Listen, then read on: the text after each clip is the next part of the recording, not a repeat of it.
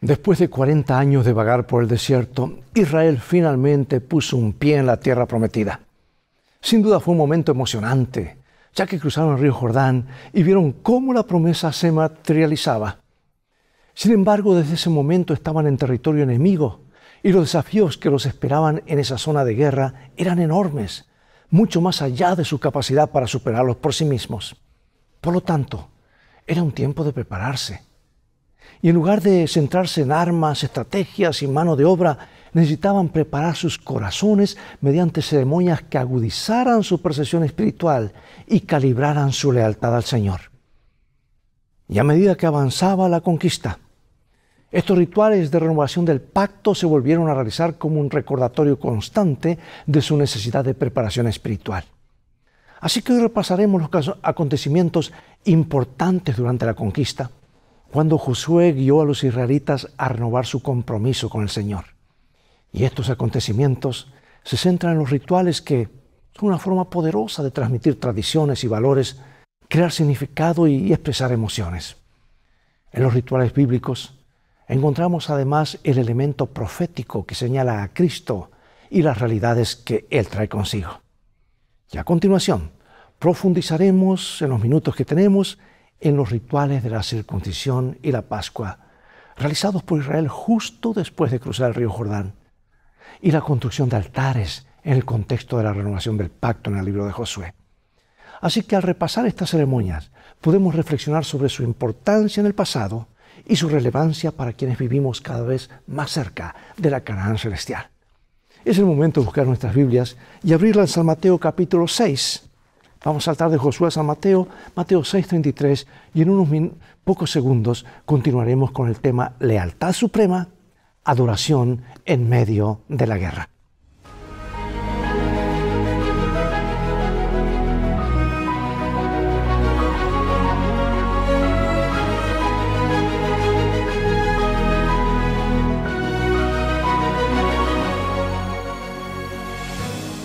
Dice el Señor Jesús lo que está registrado en San Mateo 6, parte del Sermón del Monte: mas buscad primeramente el reino de Dios y su justicia, y todas estas cosas os serán añadidas. Hoy analizaremos algunas ocasiones cruciales en las que Israel, ya dentro de la tierra prometida, volvió a consagrarse al Señor. A veces ante un peligro inminente. Josué tomó la decisión aparentemente irracional de circuncidar a los israelitas en territorio enemigo, de celebrar la Pascua ante un peligro inminente, de construir un altar y adorar al Señor mientras la conquista estaba en pleno apogeo, y de erigir el tabernáculo del Señor cuando 7 tribus de Israel aún no habían recibido la herencia. En nuestras ajetreadas vidas tendemos a prestar atención a las urgencias que surgen en nuestro camino. Y muy a menudo descuidamos dedicar tiempo de calidad a renovar nuestro compromiso con Dios y a hacer una pausa para expresar nuestro agradecimiento por lo que Él ha hecho y sigue haciendo diariamente por nosotros. Ahí tenemos el culto matutino, vespertino, así como el altar familiar. Parecen estar fuera de contexto nuestra vida sobrecargada, impulsada por la comodidad y orientada por los logros. Sin embargo, todos sabemos en lo íntimo de nuestros corazones que los momentos dedicados a Dios y a nuestros seres queridos constituyen la mejor manera de aprovechar nuestro limitado tiempo. Bueno, el pacto estuvo en primer lugar. ¿Por qué ordenó el Señor a Josué que circuncidara a la segunda generación de israelitas en este momento concreto de la conquista? Veamos Josué capítulo 5, versículos 1 al 7. Cuando todos los reyes de los amorreos que estaban al otro lado del Jordán al occidente, y todos los reyes de los cananeos que estaban cerca del mar, oyeron cómo Jehová había secado las aguas del Jordán delante de los hijos de Israel, hasta que hubieron pasado, desfalleció su corazón, y no hubo más aliento en ellos delante de los hijos de Israel. En aquel tiempo Jehová dijo a Josué: hazte cuchillos afilados, y vuelve a circuncidar la segunda vez a los hijos de Israel. Y Josué se hizo cuchillos afilados y circuncidó a los hijos de Israel en el collado de Aralot. Josué los circuncidó, pues eran incircuncisos porque no habían sido circuncidados por el camino. Tras la exploración del país, el alentador informe de los espías y el milagroso cruce del Jordán, pues cabría esperar un enfrentamiento inmediato con el enemigo. Sin embargo, habría que hacer algo más importante que la conquista militar: el pacto de Israel con Dios. Antes de que la nueva generación pudiera comprometerse en la posesión de la región, necesitaban ser plenamente conscientes de su relación especial con el dueño de la tierra.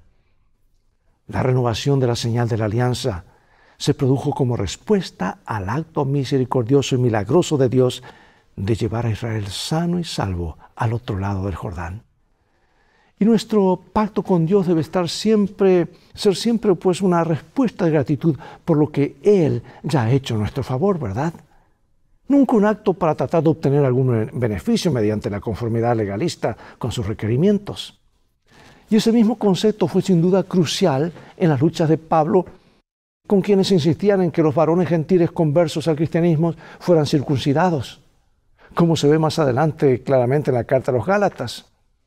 Israel estaba a las puertas de la mayor campaña militar de su historia y cabría esperar que todo el campamento estuviera ocupado en los preparativos bélicos. Así era, pero no en el sentido convencional. En lugar de enjaezar los caballos y afilar las espadas, se dedicaron a un ritual que dejó vulnerable a la mayor parte de la fuerza de combate durante al menos 3 días. Lo hicieron para celebrar su relación con Dios, que nos había librado de Egipto. ¿Por qué? Porque reconocían que la batalla pertenecía al Señor. Él era quien les concedía la victoria y el éxito. Y Jesús formuló el mismo principio con estas palabras ligeramente diferentes que las leímos hace un momento: busquen primero el reino de Dios y su justicia, y todas estas cosas les serán añadidas. La vida cotidiana parece presionarnos a menudo con la urgencia de tantas cosas importantes que olvidamos priorizar lo más importante: la renovación diaria de nuestro compromiso con el Señor, nuestra entrega diaria a Dios. Piensa en las ocasiones en que descuidaste tu comunión con Dios, pues tenías que atender asuntos tal vez más importantes. ¿Por qué es tan fácil caer en este error y cómo podemos evitarlo? Y yo quiero decir algo antes de entrar ligeramente al evento de la Pascua. Quiero decir esto, amados: calidad de tiempo con el Señor hace la diferencia en nuestras vidas. Lo hizo en Israel, lo hizo con cada uno de sus hijos a través de la historia. No caigamos en el mismo error de dejar como algo secundario si no tenemos tiempo. Demos prioridad al Señor. Él se va a encargar de nuestras añadiduras. A veces consideramos nosotros esas prioridades y Él lo considera añadidura. Y ahora sigue otro evento clave: la Pascua. ¿Por qué es significativo que Josué eligiera celebrar la Pascua a pesar de la apremiante e inmensa tarea de tomar posesión de la tierra prometida? Josué 5:10. Y los hijos de Israel acamparon en Gilgal y celebraron la Pascua a los 14 días del mes por la tarde en los llanos de Jericó. La segunda actividad importante que precedió a la conquista fue la celebración de la Pascua. Esta tuvo lugar en la tarde del 14º día del mes, en cumplimiento fiel de las instrucciones dadas por Dios. En tal ocasión se hizo especial hincapié en el significado simbólico de la celebración de la Pascua. Los acontecimientos dirigidos por Josué reflejaban los del Éxodo. La Pascua, pues, evocaba la noche en que tuvo lugar la 10ª plaga, cuando el ángel del Señor dio muerte a todos los primogénitos de Egipto y perdonó a los israelitas. Y luego se produjo la salida de Egipto, el cruce del Mar Rojo y la travesía por el desierto. A diferencia de ello, la historia de la segunda generación comenzó en el desierto, continuó con el cruce del Jordán, incluyó la circuncisión y la celebración de la Pascua y condujo al momento crucial en que cabía esperar otra intervención milagrosa del Señor contra los enemigos de Israel, los habitantes de Canaán. Y junto con todos los eventos previos, la celebración de la Pascua señaló el inicio de una nueva era en la historia de Israel.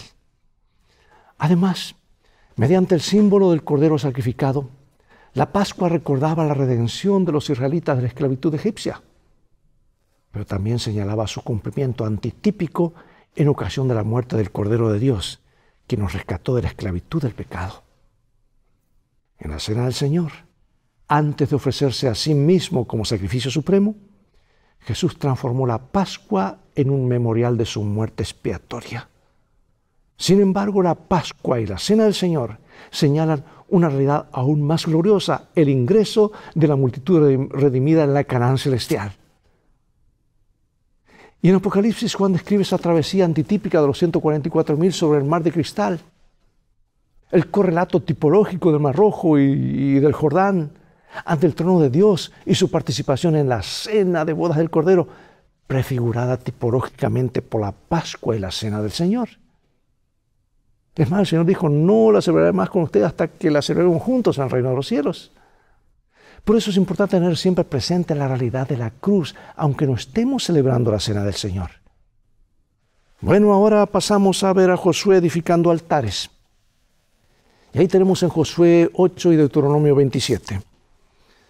Entonces Josué edificó un altar a Jehová, Dios de Israel, en el monte Ebal, como Moisés, siervo de Jehová, lo había mandado a los hijos de Israel, como está escrito en el libro de la ley de Moisés, un altar de piedras enteras sobre las cuales nadie alzó hierro, y ofrecieron sobre él holocaustos a Jehová y sacrificaron ofrenda de paz.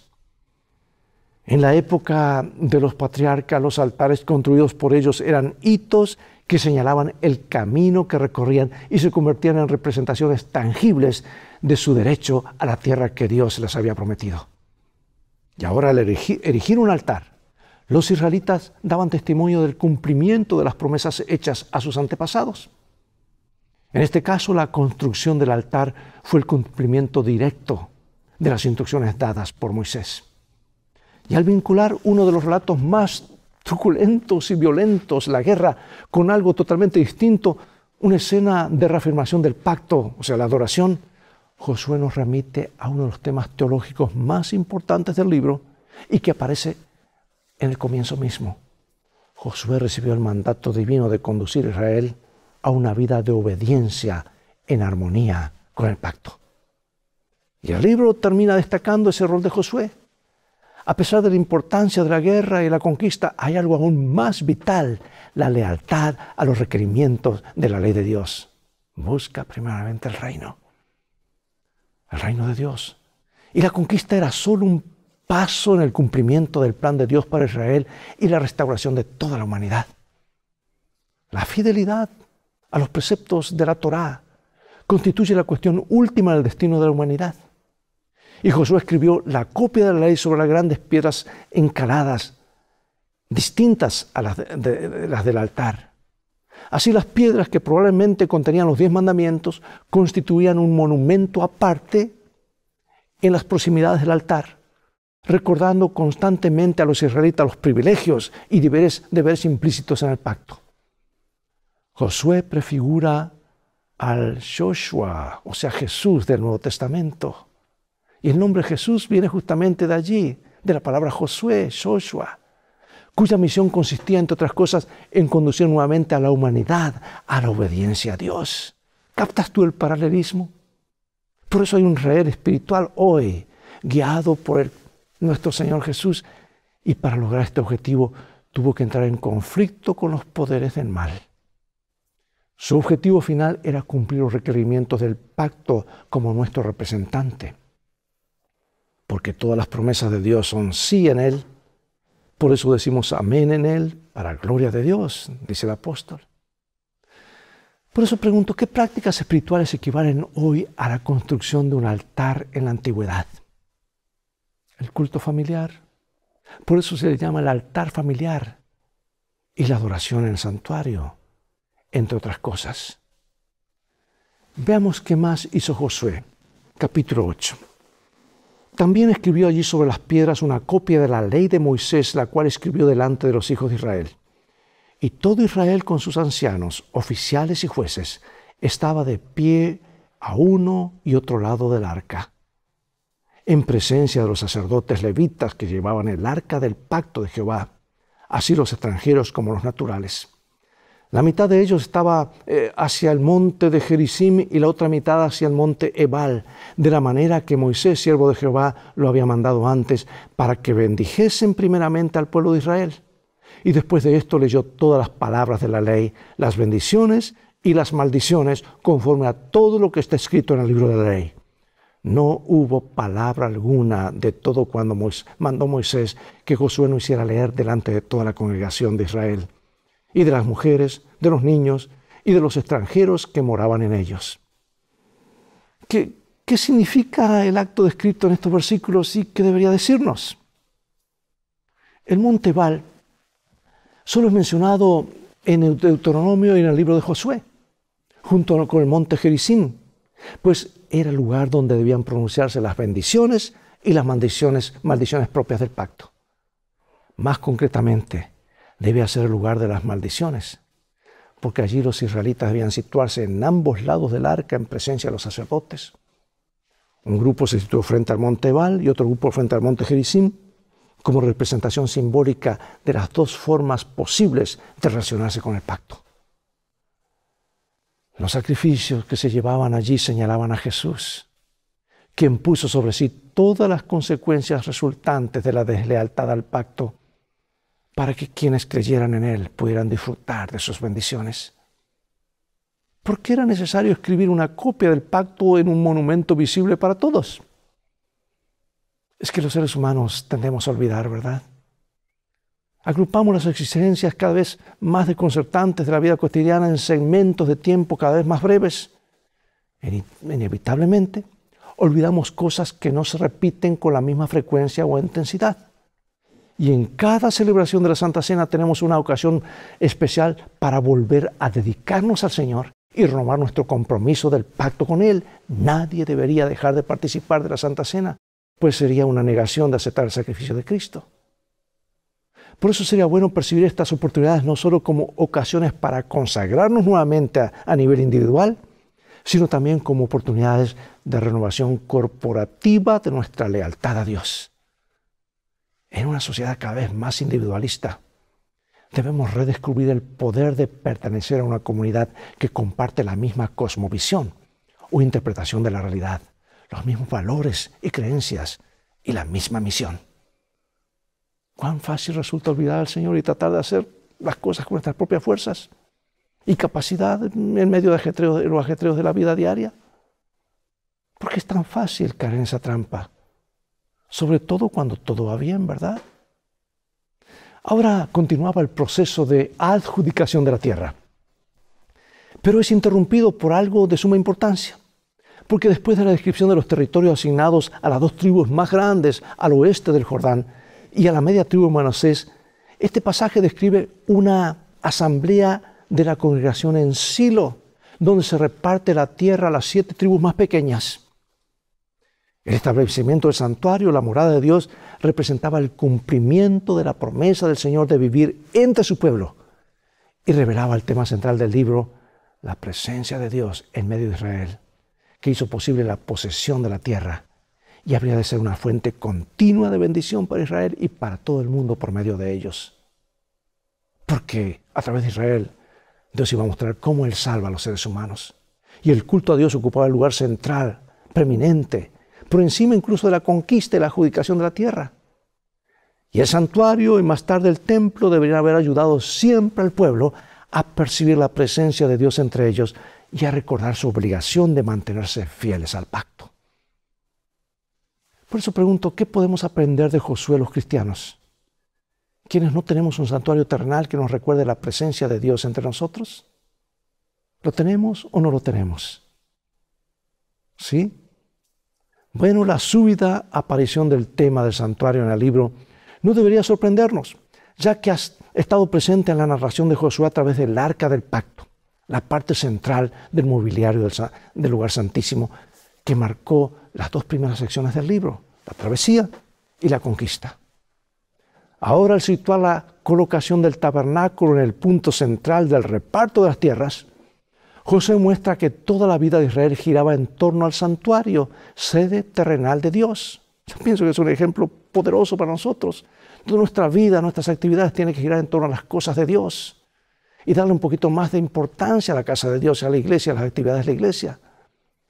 Para nosotros los que vivimos el día antitípico de la expiación, enfocar ahora nuestra atención en el santuario celestial, el original, mientras continuamos nuestra lucha con los gigantes modernos o posmodernos que desafían nuestra fe, desafían nuestra esperanza y nuestra herencia espiritual. Sí, estamos en batalla. Y al confiar constantemente en la obra de Cristo realizada en la cruz y en el santuario celestial, podemos esperar con fe el momento en que Dios vuelva a morar entre su pueblo, esta vez para siempre, como dice Apocalipsis capítulo 21. Los ritos siguen siendo parte integral de la Iglesia Adventista del Séptimo Día. Y a continuación se incluye una breve lista de algunas de las ceremonias más importantes que se celebran en la iglesia local. Así que reflexiona sobre cada una de estas prácticas y cómo ha influido personalmente en tu camino espiritual. La dedicación de un niño, el bautismo, la Santa Cena, bodas, funerales. Las experiencias religiosas que se encuentran detrás de los ritos estudiados, que hemos estudiado esta semana, apuntan a una tensión y suele llamarse ya y todavía no. O sea que la salvación de Israel era una realidad actual e innegable, pero ellos todavía estaban mirando hacia la consumación final, cuando finalmente podrían disfrutar del descanso de Dios. Y en el Nuevo Testamento esta tensión entre el reino de Dios como realidad presente y futura es evidente. Y en la perspectiva de Ellen White, el reino de la gracia de Dios ya ha sido establecido. Aunque falta una manifestación escatológica del reino de gloria que quedará establecido en la segunda venida de Cristo. Y yo quiero finalizar con estas palabras finales del libro Patriarcas y Profetas. Y quiero destacar el hecho, antes de leer esta cita, de cuán importante es reunirnos, recibir la bendición de Dios en forma individual y corporativa. Y para que el sábado y el servicio en la iglesia sea una bendición, tenemos que hacer de nuestro hogar un santuario, nuestra vida un santuario, donde el Espíritu de Dios more. Y cuando nos reunamos juntamente con nuestros hermanos, es un momento de celebración y anticipo del descanso eterno, cuando el Señor nos reunirá de todas las naciones. Leo y dice: de acuerdo con las indicaciones dadas a Moisés, se erigió un monumento de enormes piedras sobre el monte Ebal. Y sobre estas piedras revocadas previamente con argamasa, se escribió la ley, no solamente los 10 preceptos pronunciados del Sinaí y esculpidos en las tablas de piedra, sino también las leyes que fueron comunicadas a Moisés y escritas por él en un libro. A un lado de este monumento se construyó un altar de piedras sin labrar, sobre el cual se ofrecieron sacrificios al Señor. El hecho de que se haya construido el altar en Ebal, el monte sobre el cual recayó la maldición, resulta muy significativo, pues daba a entender que por haber violado la ley de Dios, Israel había provocado su ira y que ésta le alcanzaría de inmediato si no fuera por la expiación de Cristo, representada por el altar del sacrificio. Otra cita: pero el servicio de la comunión no habría de ser una ocasión de tristeza.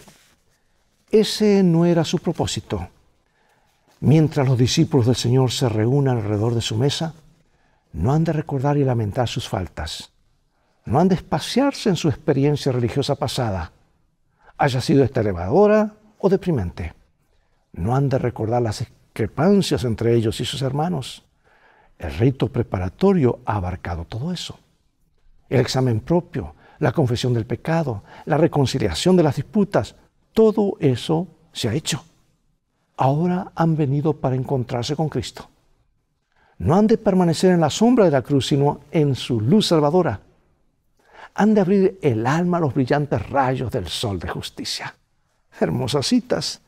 Y como adventistas del séptimo día, creemos que Jesús está ministrando a nuestro favor en el santuario celestial. ¿Cómo puede esta convicción ser una fuente constante de esperanza y fortaleza?